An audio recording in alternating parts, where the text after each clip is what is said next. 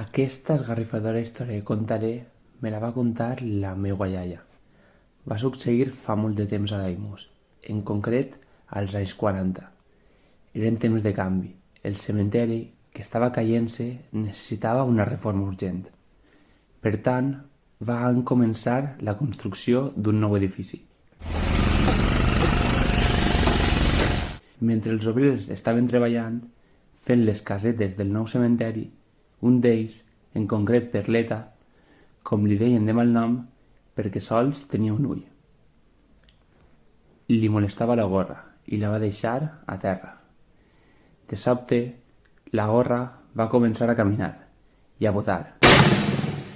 I tots es van quedar espantats i morts de por, ja que faltaven pocs dies per a la nit d'ànimes i semblava que els morts estaven tornant a la vida. Per tant, els obrers començaren a córrer sense que la camisa els tornara al damunt per avisar l'alcalde i el rector del fet tan estrany, imprevisible i misteriós que els havia passat, ja que les ànimes anaven soltes errant pel cementeri.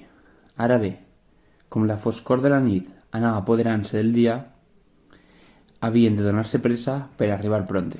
Resulta que una vegada allí ningú s'atrevia a tocar la gorra, i el rector, tot valent, la va alçar i van veure que es tractava d'una granota.